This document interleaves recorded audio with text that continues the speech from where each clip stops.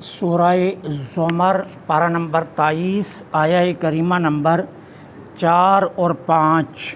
نحمدہ ونصلی ونسلم علی رسولہ الکریم، اما بعد فاعوذ باللہ من الشیطان الرجیم، بسم اللہ الرحمن الرحیم۔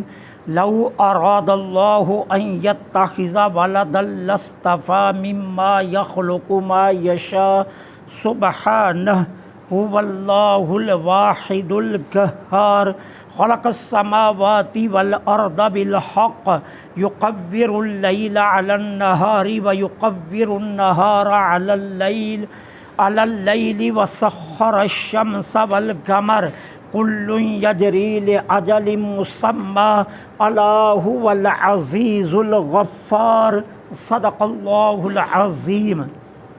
لو اگر اراد اللہ چاہتا ان یتخذ کہ وہ بناتا ولدن اپنے لیے اولاد، لاصطفیٰ تو چن لیتا، مما یخلق اپنی مخلوق میں سے، ما یشاء جسے چنتا، سبحانہ لیکن وہ پاک ہے، هو اللہ الواحد وہ اللہ ایک ہے، القہار وہ سب پر غالب ہے۔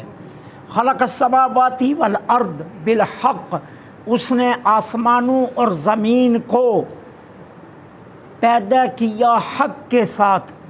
یقور اللیل علی النہار وہ لپیٹتا ہے رات کو دن پر، وَيُقَوِّرُ النَّهَارَ اور لپیٹتا ہے دن کو، عَلَى اللَّيْلِ رات پر، وَسَخَّرَ الشَّمْسَ وَالْقَمَرَ اور سورج اور چاند کو اس نے کام پر لگایا ہوا ہے، کُلٌ ہر ایک، یجری چل رہا ہے، لِأَجَلٍ مُّسَمَّى مقررہ مدت تک، الا خبردار، هو العزیز وہی غالب ہے، الغفار بہت زیادہ بخشنے والا۔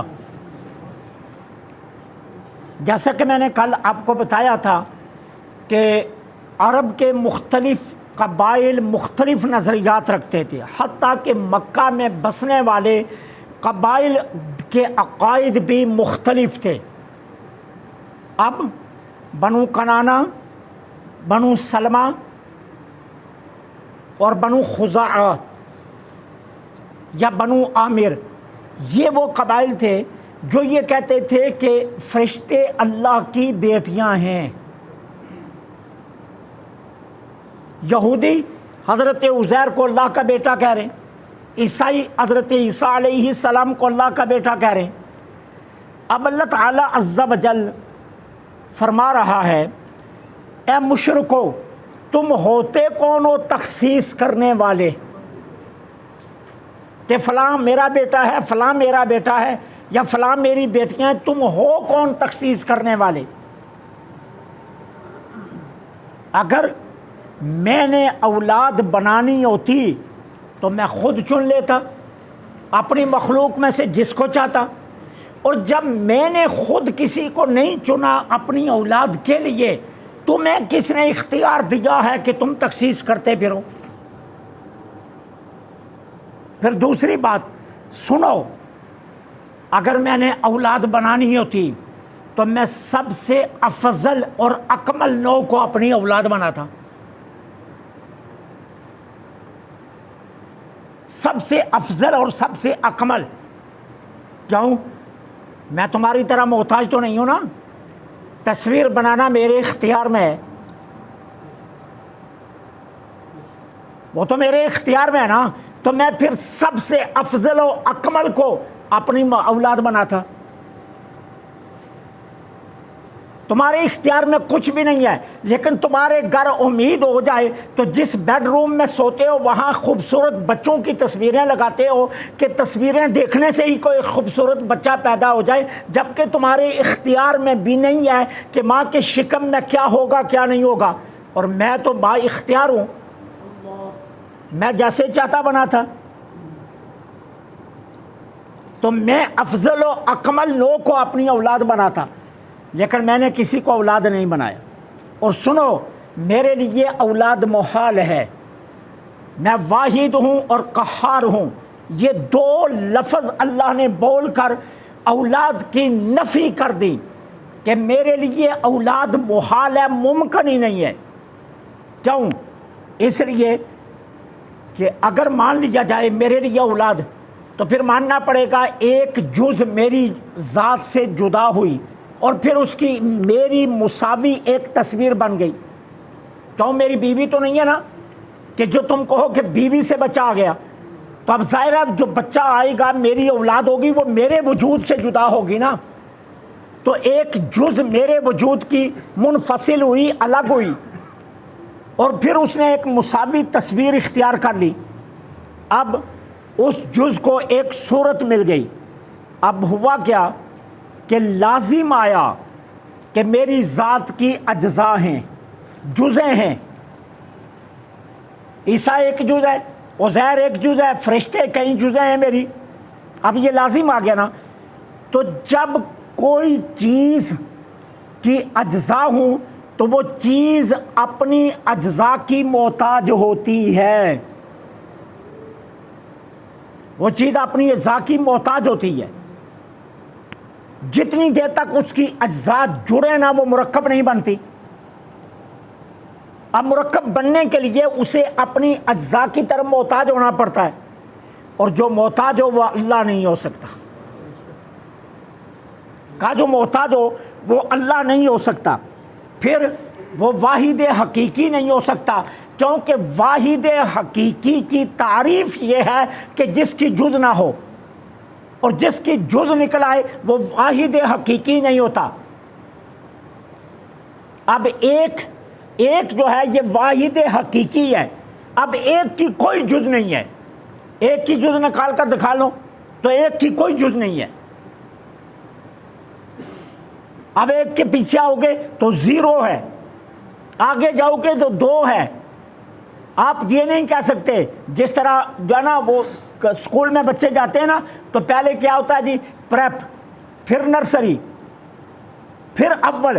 اب یہ اصل کلاس اول ہے، وہ پریپ نرسری اس کی جزیں ہیں اول تک پہنچنے کے لیے، اور ایک کی کوئی جز نہیں ہے۔ واحد حقیقی وہی ہوتا ہے جس کی جز نہ ہو، اور میں واحد حقیقی ہوں، لہٰذا میری جز ہو نہیں سکتی۔ میں اعلان کر رہا ہوں هو اللہ الواحد، اللہ وہ ہے جو واحد ہے، لہذا میرے لیے اولاد ممکن ہی نہیں ہے کسی صورت میں بھی۔ پھر دوسری بات یاد رکھو، اولاد والد کی جنس ہوتی ہے۔ اولاد جو ہوتی ہے وہ والد کی کیا ہوتی ہے؟ جنس ہوتی ہے۔ اب اللہ تعالیٰ کا وجود واجب بھی ہے اور قدیم بھی ہے۔ یہ واجب ہے اللہ کا وجود، اب وہ وجود کیسا ہے اس پر ہم بحث نہیں کر سکتے، لیکن واجب ہے، وجود ہے، یہ ماننا واجب ہے۔ اور قدیم ہے، کب سے ہے اس کی کوئی ابتدا نہیں ہے، کب تک رہے گا انتہا کی بھی کوئی نہیں ہے۔ اب واجب بھی ہے اور قدیم بھی ہے۔ اب لازم آئے گا اولاد بھی واجب ہو اور قدیم ہو، کیونکہ وہ جنس جو ہے، تو جب جنس ہے تو اولاد کے لیے بھی واجب اور قدیم ہونا لازم ہوگا۔ اور جب کئی واجب اور قدیم ہوں، کئی واجب اور قدیم ہوں، تو پھر ان میں امتیاز کرنا لازم ہوتا ہے کہ یہ ثابت کیا جائے کہ والد کون ہے اور ولد کون ہے۔ اب امتیاز کیسے کرو گے؟ کس بات سے امتیاز کرو گے کہ والد کون ہے اور ولد کون ہے؟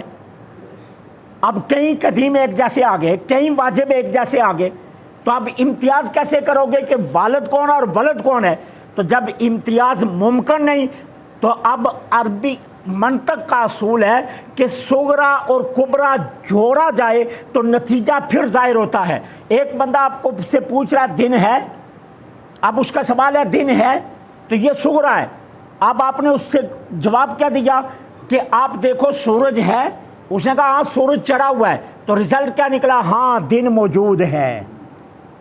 صغرا کبرا جوڑا تو نتیجہ آ گیا۔ اس نے سوال یہ کیا تھا دن ہے، تو آپ نے یہ نہیں کہا ہاں دن ہے، آپ نے کہا یہ دیکھو سورج ہے۔ اب اس نے کہا سورج ہے، اب دونوں کو جوڑا تو نتیجہ کیا نکل آیا کہ دن موجود ہے. اب کئی واجب کئی قدیم اکٹھے ہو گئے. اب آپ نے کہا جی فرشتے بھی واجب اور قدیم ہیں اور اللہ بھی واجب اور قدیم ہے, عزیر بھی واجب اور قدیم ہے اور اللہ بھی واجب اور قدیم ہے. اب رزلٹ نکالنے کے لیے شرط یہ ہوگی کہ یہ دیکھو کہ دونوں واجب اور قدیم جو ہیں کیا یہ ان میں امتیاز کرنے کی نشانی کیا ہے کہ والد کون ہے اور ولد کون ہے. اب آپ نے کھنگالنا شروع کیا, آپ کوئی نتیجہ نہیں نکال سکے, تو جواب کیا آئے گا؟ جواب یہ آئے گا کہ نہ واجب ہے نہ قدیم, اللہ کے علاوہ کوئی اور ہے ہی نہیں. اس لیے کہا ہو واللہ الواحد القہار, وہ اللہ واحد ہے اور قہار ہے. یہ کہہ کر اس نے اولاد کی نفی کر دی کہ تم جو عقیدہ رکھتے ہو مشرکو اللہ واحد ہے اور قہار ہے, سبحانہ, اور تمہاری باتوں سے اللہ پاک ہے. جو بکواسات تم کرتے ہو اللہ ان سے پاک ہے, اللہ کی کوئی اولاد نہیں ہے. اب اس کے بعد فرمایا سنو, خلق السماوات والارض بالحق, اللہ وہ ہے جس نے آسمانوں اور زمین کو حق کے ساتھ پیدا کیا. حق کے ساتھ پیدا کیا. حق کے ساتھ پیدا کرنے کا مطلب کیا ہے؟ کوئی آج تک دعوے دار نہیں آیا کہ میں نے زمین بنائی ہے, کوئی آج تک دعوے دار نہیں آیا کہ میں نے آسمان بنایا. تو معلوم یہ ہوا کہ حق یہ ہے کہ اللہ نے ہی بنایا. اگر کوئی اور ہوتا تو وہ دعویٰ کرتا, وہ دعوے دار بن کر آ جاتا. اب دیکھیے نا, ہمیں عارضی ملکیت ملی ہے. عارضی ملکیت, چھوٹی سی بھی کنڈی مل جائے, چھوٹی سی بھی کنڈی, ٹھیک ہے نا, وہ جو یہ پلاٹ ہے نا یہ ہمارے دادے کی بہن کی بیٹی کی بھتیجی کا تھا. اب ہمیں کنڈی مل گئی, رشتہ ملتا ہے. اب اس پلاٹ کے ورثہ مرنے لگے, کھڑے ہو گئے ہم بھی وارث ہیں جی.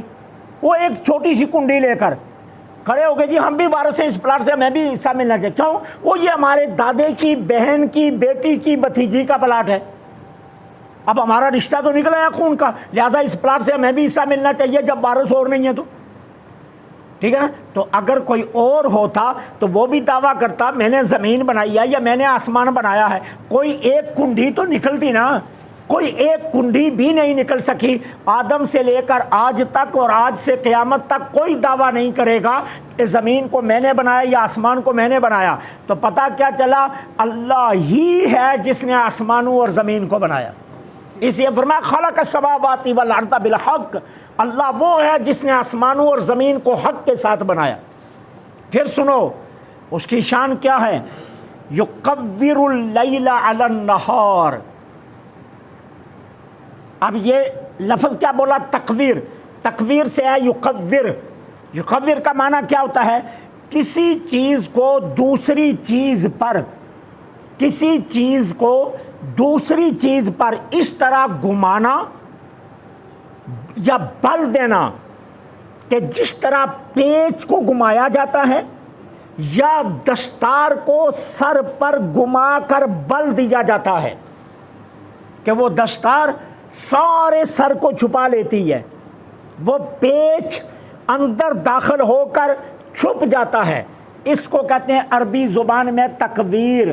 اللہ فرماتا ہے اللہ کی شان کیا ہے, اللہ وہ ہے یکور اللیل علی النہار, رات کی تاریکی کو دن کے اجالے سے لپیٹ دیتا ہے. کسی کی جرت؟ یارو تم ایک بلب جلاتے ہو, تمہارا اپنا کمرہ بھی پورا روشن نہیں ہوتا, تمہیں باریک ترین چیز ڈھونڈنی پڑ جائے تو تم کیا کرتے ہو؟ وہ ایک اور بلب لگاتے ہو. کبھی دیکھا ہے نا ٹیلر ماسٹروں کو اپنے سر پر بلب لگائے ہوتے ہیں, حالانکہ چھت پر بلب لگائے پھر بھی وہ کہتے ہیں جی سوئی کا دھاگا ڈالتے ہوئے نظر نہیں آتا, سلائی مارتے ہوئے بخا نظر نہیں آتا کہ بخا بڑا چل رہا ہے یا چھوٹا چل رہا ہے. اس لیے سر پر لائٹ لگاتے ہیں, حالانکہ چھت پر لائٹیں چل رہی ہیں, اس کے باوجود انہیں نظر نہیں آتا. اور وہ خالق کیا ہے کہ رات کی تاریکی کو دن کے اجالے میں ایسے لپیٹتا ہے کہ جب اجالا آتا ہے تو زمین پر چلنے والی کیڑی بھی تمہیں نظر آتی ہے, وہ چمٹی بھی تمہاری نگاہوں میں آ جاتی ہے. وہ ہے اللہ یکور اللیل علی النہار. جو لپیٹتا ہے رات کی تاریکی پر دن کا اجالا، وَيُقَوِّرُ النَّهَارَ عَلَى اللَّيْلِ، اور دن کے اجالے پر پھر رات کی تاریکی لپیٹ دیتا ہے۔ ابھی تو 2 گھنٹے 3 گھنٹے پہلے اجالا ہی اجالا تھا، آہستہ آہستہ ہم نے دیکھا تاریکی چھانے لگی، اور پھر اتنی تاریکی چھائی کہ ہم نے کہا دن ہے ہی نہیں، ہم نے کہا رات ہو گئی، چھا گئی تاریکی۔ اب روشنی ہے، سٹریٹ لائٹیں لگی ہوئی ہیں، باہر نکلیں تو آپ کو راستے نظر آ رہے ہیں، آپ جس سمت بھی بڑھیں روشنی روشنی ہے، دکانوں پر روشنی ہے، لیکن اس کے باوجود آپ رات کہہ رہے ہیں، روشنی موجود نہیں ہے؟ ہر جگہ روشنی موجود ہے۔ میدان، کرکٹ کے میدان میں گیند تک بھاگتی ہوئی نظر آتی ہے، 80 کلومیٹر کی سپیڈ سے بالر گیند پھینکتا ہے، لیکن آپ نے اتنی لائٹ لگائی ہوتی ہے کہ وہ بھی نظر آتی ہے، ٹھیک ہے، لیکن اس کے باوجود آپ کیا کہتے ہیں؟ نہیں جی رات ہے۔ پھر بھی آپ رات کہتے ہیں حالانکہ اتنا اجالا ہے، کیوں؟ وہ خالق ہے جس نے نظام وہ بنایا ہے کہ تم کروڑوں روشنیاں بھی کر لو لیکن نظام اس خالق کا ہی چلے گا۔ یکبر النہار علی اللیل، وہ دن کے اجالے کو رات کی تاریکی پر لپیٹ دیتا ہے۔ سخر الشمس والقمر، اس نے سورج اور چاند کو کام پر لگایا ہوا ہے، وہ دونوں کام پر لگے ہوئے ہیں۔ کتنے بڑے سیارے ہیں معلوم ہے آپ کو؟ کتنے بڑے سیارے ہیں؟ جس زمین پر آپ بستے ہیں نا، کہتے ہیں سورج اس سے 7 گنا بڑا ہے، اس سے 7 گنا بڑا ہے سورج، جس کو اس نے کام پر لگایا ہوا ہے۔ اور پتہ ہے کتنا دور ہے آپ سے؟ 16,000 میل آپ سے دور ہے سورج، 16,000 میل آپ سے دور ہے۔ اور یہ بھی جانتے ہو سورج کی پشت ہے زمین کی طرف، ابھی منہ نہیں کیا اس نے، اور سورج کی 16 آنکھیں ہیں، ابھی صرف اس نے 1 آنکھ کھولی ہوئی ہے۔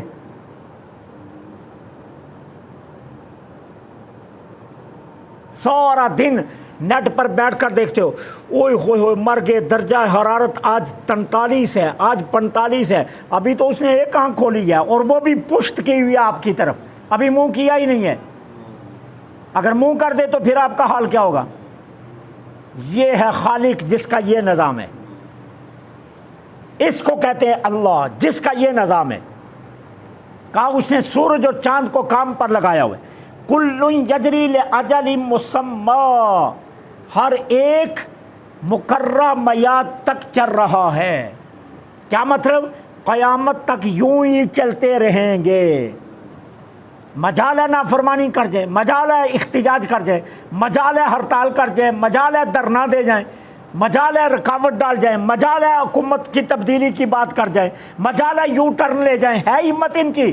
کہا نہیں، رب کا حکم ہے، جیسے رب کا حکم ہے ویسے چلیں گے،